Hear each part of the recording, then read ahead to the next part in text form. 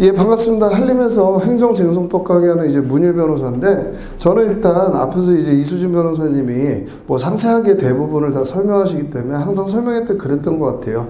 행정쟁송법에 관해서 특히 제 강의의 특징, 다른 선생님한테 없는 특징 정도 이제 전달해드리고 맞춰드리도록 하겠습니다.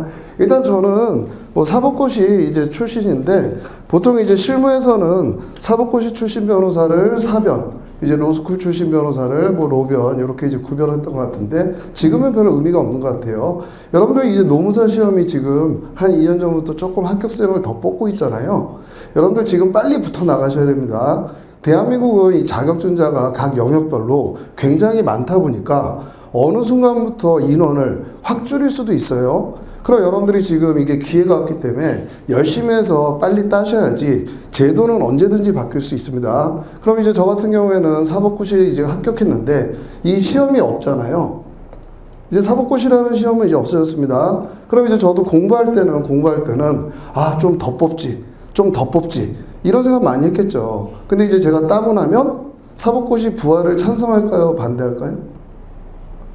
반대하죠. 왜? 난 넘었으니까. 그러니까 저는 사법고시 부활에 반대하는 입장입니다. 그래서 이제 사시 합격했고, 제 이력 중에 일단 여러분들 행정쟁송법 강의하고 관련해서 유의미한 것만 좀 말씀드리면, 이제 삼성그룹 전체에서도 진행하고 있고, 삼성전자 요것도 별도로 이제 진행하는 게, 삼성전자는 공인노무사 자격증이 있는 분들을 신규로 채용하기보다 기존의 인사팀에 이미 조직에 융화된 사람들, 요 사람들을 이제 특별하게 1년 정도 공인노무사 양성과정이라는 걸 운영해요. 거기에 이제 한 8년 전부터 계속 강의 나가고 있고, 2년 전쯤에 이제 모르는 번호로 전화가 와서 어디십니까? 그랬더니 한국공인회계사 협회라고 그래서 무슨 일이냐 그랬더니, 그 공인회계사들도 이 쟁송과 관련해서 어떤 과징금부가 처분이라든지 이런 게 등장하게 되면 심판이나 소송 이런 지식이 기본적으로 있어야 그거를 처리할 수 있기 때문에, 의뢰인한테 상담할 수 있기 때문에 그 협회 자체에서 교육을 담당하는 이제 그 직원분이, 담당자가 신림동에 행정쟁송법을 강의하고 있는 강사들의 샘플 강의를 다 봤대요. 근데 어떻게 됐든지 저한테 이제 연락이 와서 그 현재 실무에서 필드에서 뛰고 있는 공인회계사들 행정쟁송 실무 연수 이제 강의 맡고 있고, 지금도 이제 지금 오후 수업에 5급 공채 행정법 이제 강의를 하고 이제 여러분들 설명에 참석했는데, 이게 의미가 있는 건 뭐냐?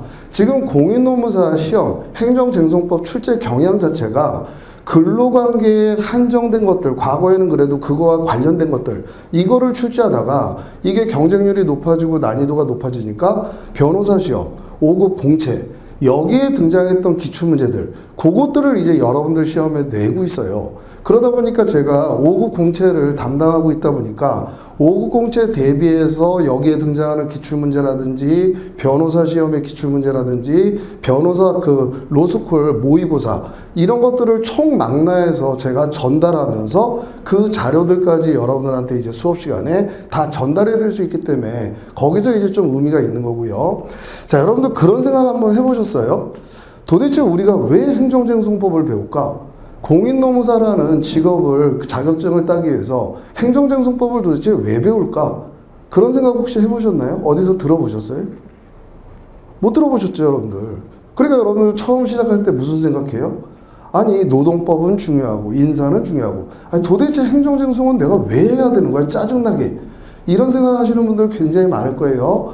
이걸 배우셔야 되는 이유를 아셔야 이 과목에 대한 애정이라도 좀 생길 겁니다. 자, 여러분들 보통 대한민국은 이렇게 둘이 만나서 법률 관계를 형성하는데, 크게 나누게 되면 보통 여러분들이 잘 아시는 민법이 적용되는 사법관계, 이 사자가 개인 사자예요. 서로 인격적으로 평등한 사람이 만나서 서로 권리 의무를 약정한다. 그럼 여기에서 분쟁이 발생하면 그 분쟁 해결은 민사소송으로 가는 겁니다. 자, 그러면 A라는 회사가 있어요. 자, 회사가 있습니다. 갑이라는 근로자가 있어요. 그럼 이 둘과는 누가 우월해요? 대등관계예요. 대등관계입니다, 여러분들. 사법관계에서 누가 우월할 수가 없어요. 다 인격적으로 평등합니다. 그럼 어느 날 갑자기 해고를 했어요. 자, 해고를 했습니다. 우월한 짓을 한 거예요? 대등관계에서 근로계약을 끊겠다. 더 이상 너랑 나랑 그 일을 안 하겠다. 이 의미입니다. 그럼 이거 무슨 소송 가서 다퉈야 돼요? 사법관계니까. 민사소송 가서 다퉈야 되죠. 그런데 우리는 또 어떤 관계가 있냐면 국가기관이 국민보다 우월한 지에서 만나고 그 우월한 지에서 행해지는 공익 달성을 위해서 행해지는 행정법 관계라는 게 있어요. 자, 그럼 이제 여러분들이 이걸 이제 저한테 배우시는 겁니다. 그럼 이 근로자의 지위가 과거부터 대한민국은 너무 열악했기 때문에 우린 노동위원회법이라는 위원회를 설치를 해요. 그럼 이 근로자 당연히 민사 가서 다툴 수 있습니다. 근데 이쪽으로 넘어와서 진호위에 구제 신청을 해요. 그럼 진호위가 여기서 구제 결정을 내려줄 수도 있어요. 근데 진호위가 우월한 지위에서 구제를 못 해주겠대요. 그럼 이제 이 거부 처분이 나오게 되면 어디를 또 갈 수 있느냐? 중앙노동위원회에 재심 신청할 수 있어요. 이 중노위 이 재심 절차 과정이 행정심판이에요. 이 과정이 행정심판입니다. 여기에서도 또 구제 못하겠다고 거부가 나왔어요. 그럼 이제 이건 행정법 관계이기 때문에 무슨 소송을 제기해서 구제를 받는 거냐? 행정소송에 항고소송을 제기해서 구제받을 수 있어요. 자, 그럼 여러분들이 노동법을 정말 열심히 배웠어요. 노동법의 지식이 아주 탁월합니다. 이쪽에 가서 여러분들이 의뢰인한테 이런 부분이 해고의 잘못된 부분이니까 설명을 해줄 수도 있지만 이 근로자가 이쪽을 선택할 수도 있어요. 그럼 진호위에 일단 여러분들이 대리, 구제 신청서 내주고 거부가 됐네요. 그럼 여러분들이 여기는 직접 대리를 뛸 수 있습니다.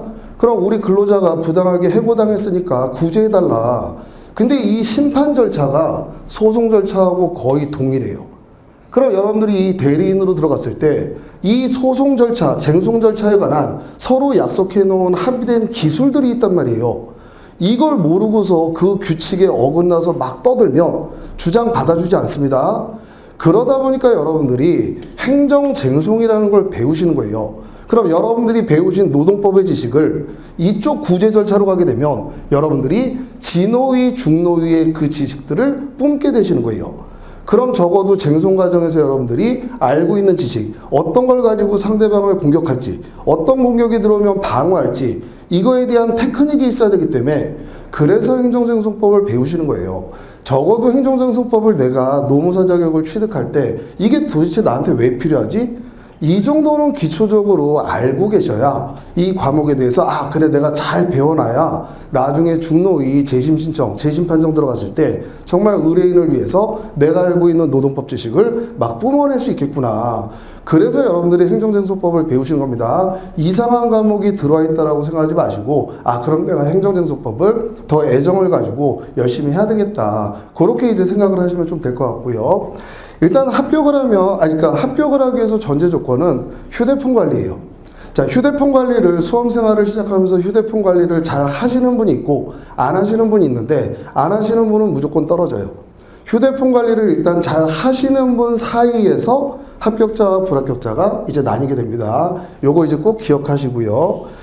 그리고 이제 제 수업을 같이 하실 분들도 있고 요 수업 설명에 왔다가 다른 선생님을 선택하실 분들도 있을 것 같은데 행정법의 용어가 왜 어색하냐, 행정쟁송이. 여기서 여러분들 지금까지 사시면서 소송의 원고나 피고가 됐던 적이 있으세요? 거의 없죠. 그럼 소송 안에서만 쓰이는 기판력이라든지 무슨 증인신문이라든지 이런 용어를 살면서 써본 적이 없단 말이에요. 그러니까 행정쟁송법의 첫 번째 난관은 용어의 어색함이에요. 그럼 여러분들이 본 강의 들어가시기 전에 학원 무료 강의 보시게 되면 행정쟁송법에 들어가는 무료 용어 해설이 있습니다. 요거 꼭 들으시고, 행정쟁송법은 굉장히 제도화예요. 어떤 제도들을 배우는 겁니다.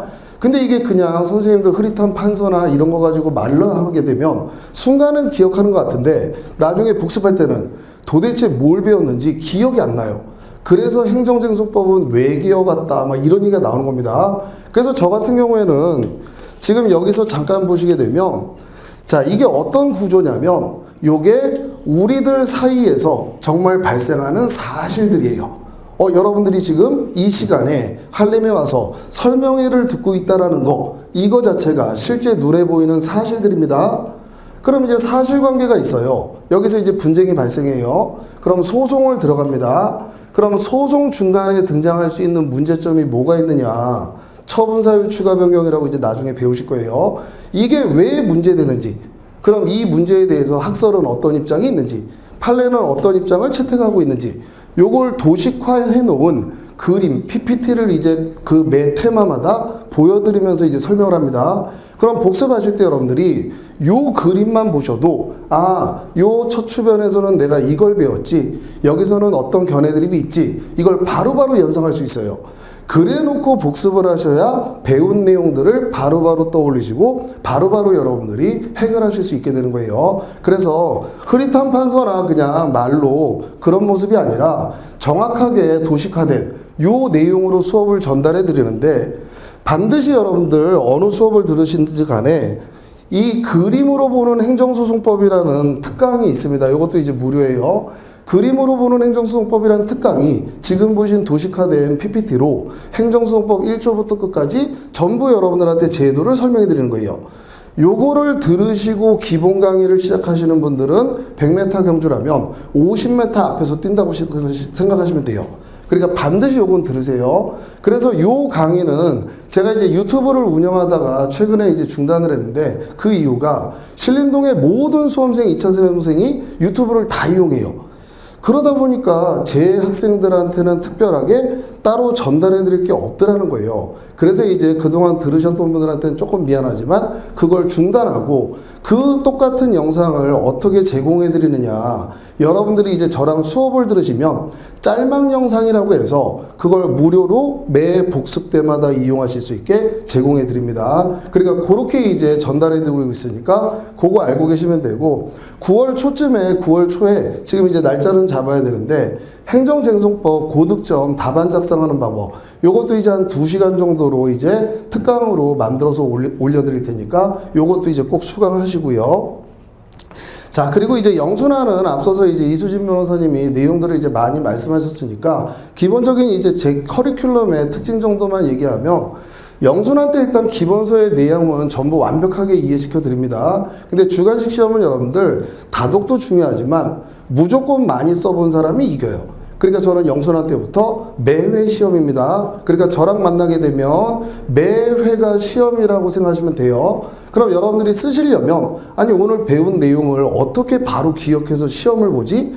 그거를 기억하실 수 있게끔 해드리는 게 아까 말씀드린 짤막 영상이에요. 그럼 어떤 테마에 대해서 짤막 영상을 보시게 되면 목차는 어떻게 흘러가는지, 그 내용의 구조, 논리 구조를 이제 설명해 드리기 때문에 한 영상당 5분에서 10분을 넘지 않아요. 그러니까 이동하시면서 이렇게 잠깐 보시고 시험 보실 때 이걸 적용하시게 되면 충분히 내용 쓰실 수 있습니다. 그래서 매회 시험이라는 거, 그거 이제 말씀드리고, 자, 이제 올해부터 좀 바뀐 게 뭐냐면, 지금 이제 수험가에서는 대부분 사례집을 언제부터 건드리느냐, 2기 때부터 이제 건드립니다. 근데 우리 시험 자체가 사례 문제인데 이게 2기 때부터 건드리게 되면 사실 너무 늦어요. 그러다 보니까 제가 5급 공채는 아예 1순환 때부터 기본서하고 사례집, 방대한 양의 사례집을 같이 진행해요. 그러니까 논점 보고 나면 이게 언제 어느 시험에서 기출됐는지 그걸 바로바로 이제 적용해서 떠올려 드립니다. 그러면 요 1순환 때 여러분들 사례집을 같이 진행하게 되면 다른 분들보다 훨씬 사례를 푸는 능력도 늘어나게 되고, 이 논점을 내가 왜 배우는지 그거를 바로바로 이제 습득하실 수 있어요. 그래서 제가 올해 좀 힘들지만 좀 오랜 시간을 들여서 사례집을 이제 완성했는데, 요 사례집만 해도 거의 200개의 사례가 들어가 있어요. 이 범위를 절대 넘지 않을 겁니다. 여러분들 시험장 가셨을 때. 이 안에는 당연히 노무사, 변시, 5급 공채, 입법고시까지 법원행시도 있고요. 여기서 등장했던 쟁송과 관련한 모든 기출 사례는 당연히 있고, 자, 아직 기출은 안 됐지만 분명히 출제될 수 있는 중요 판례들, 대부분 이제 최신 판례겠죠. 그거를 가지고서 창작 한 사례까지 하게 되면 거의 200개 정도의 사례 형태가 있습니다. 요거는 2순환 2기 때 요 과정에서 전부 소화 못 시켜요. 그러니까 1기 때 기본서 내용 다시 확인하시면서 이걸 바로 1기 때부터 같이 시작할 겁니다. 그리고 나서 이제 2기로 넘어오게 되면 이게 여러분들 단권화 교재가 되는 거예요. 요 사례집이, 이 방대한 사례집이 결국 여러분들한테는 단권화 교재가 되는 거예요. 그러니까 별도로 기본서에 뭐 포스트잇 붙이고 뭐하고 단권화 작업을 하실 필요가 없습니다. 이것만 숙달하시면 돼요. 그럼 이제 2순환이 끝나고 나면 여러분들은 신림동 수험가의 누구보다도 모든 사례를 다 흡수했다고 생각하시면 됩니다. 그럼 이제 3기 때 뭐 하는 거냐? 이미 이제 흡수된 걸 실제 시험과 유사하게 백분제서 이제 시험을 보시는 거예요. 이거는 어느 과정이나 똑같습니다. 그럼 제 입장에서는 이때 뭘 해드리느냐? 또 이제 1년치의 최신 판례가 쌓여 있을 거예요. 그럼 그 최신 판례를 전달해 드리면서 이게 만약에 문제로 만들어진다면 어떤 형태로 만들어질 수 있는지 이제 창작 사례를 가지고 전달해 드리고요. 그리고 유일하게 이제 저 혼자만 지금까지 이제 해드리고 있는 게 그 특징이 뭐냐면 이제 삼순환 되게 되면 여러분들 물론 방대한 사례를 다 사례집에 넣어놨지만 요걸 조금씩이라도 이제 또 변형해서 강사님들이 내는 것들이 있어요. 그러니까 이제 여러분들한테 다른 강사님들이 냈던 형태의 그 케이스들 변형된 모습 이것도 전부 스크린에서 전달해 드려요. 그러니까 여러분들이 힘겹게 저 선생님은 뭘 냈지? 저 선생님은 어떤 식으로 물어봤지? 이걸 여러분들이 쫓아다니면서 찾을 필요가 없습니다. 이렇게 준비해서 들어가시게 되면 행정쟁송법에 대해서는 어떤 선생님한테 강의를 듣는 것보다 훨씬 정확하고 좀 다양하게 그렇게 이제 배우실 수 있다라고 생각하시면 될 것 같고요. 예, 이제 제가 전달해 드릴 내용은 핵심적인 거 다 전달해 드렸고 질문을 받는 방법은 3가지인데 카톡으로도 받아들이고 카페도 있고 근데 지금은 그냥 편안하게 카톡들을 많이 이용하시기 때문에 제 카톡 아이디가 문일 혹시라도 오늘 설명해도 또 궁금하신 게 있으실 테니까 귀가하시면서 물어보시는 분들도 있으니까 제 이름이 문일이니까 그대로 이제 영문으로 문일이고 이제 보통 변호사를 바라고 이제 그 영문을 많이 쓰기 때문에 문일 바라고 이제 붙여놨으니까 기억하시기 좋을 거예요. 그렇게 이제 질문 이용하시면 되고 자 이제 시행착오 없는 행정쟁송법이라고 하는데 여러분들 대부분 행정쟁송법 연기를 시작했을 때 도대체 뭔 말인지 이거 못 해먹겠다. 그런 결과가 발생하는 게 제가 아까 얘기해드린 입문 강의 안 듣고 정확하게 도식화된 PPT 이런 자료 없이 그냥 판서로 휙 날리고 이런 식으로 하게 되면 여러분들이 복습할 때 남는 게 없어요. 그러다 보니까 이게 공중에서 계속 헛도니까 이거 못하겠다 이런 얘기들이 나오는 겁니다. 그럼 예를 들어 여러분들이 연기를 잘못 선택한 것 같아요. 그럼 일단 자연적인 시간으로는 3개월 정도가 행정쟁송법만 놓고 보면 붕 떴다고 보시면 돼요. 그게 정말 3개월만 붕 뜬 거예요? 정말로 3개월만 붕 뜬 거예요? 아닙니다, 여러분들. 1년 과정에 소요해야 될 행정쟁송법이 통으로 날아갈 수 있어요. 그러니까 여러분들 정말로 처음에 선생님 잘 선택하셔야 돼요. 그랬을 때 그냥 막연하게 이빨린 소리라든지 뭐 자기 광고라든지 이걸 듣지 마시고 각각의 선생님들의 샘플 강의 들어보세요. 어떻게 샘플 강의를 안 들어보고 강사를 선택해요? 반드시 여러분들 저뿐만이 아니라 다른 강사님들의 샘플 강의도 반드시 보시고 이 선생님이 나하고 맞겠다. 이해가 잘 된다. 이거를 기준으로 해서 일단 강사를 선택하셔야 됩니다. 그래서 제가 지금도 물론 당연히 휴강이나 지각이라는 건 없고 강의를 전업으로 하면서 정말 성실하고 노력하는 모습은 변하지 않았는데 사실 조금 속상한 건 이전에 이제 여기 한림으로 이적하기 전에 그전 학원에 있을 때는 행정쟁송법에서 그래도 독보적인 일타 이런 모습을 들었는데 학원을 이적하면서부터 지금 현재는 수강생들이 좀 많이 줄었어요.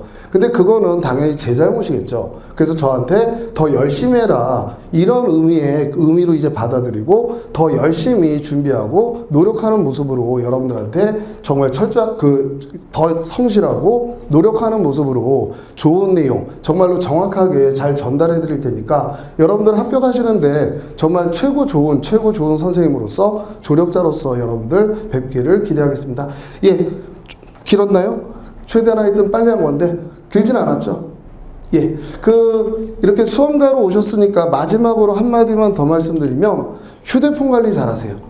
휴대폰 관리 잘하시는 분이 합격하는 거고 휴대폰 관리 아예 안 하시는 분은 어차피 시험장 가봐야 떨어진다고 생각하시면 됩니다. 예, 지금까지 문일 변호사였습니다. 예.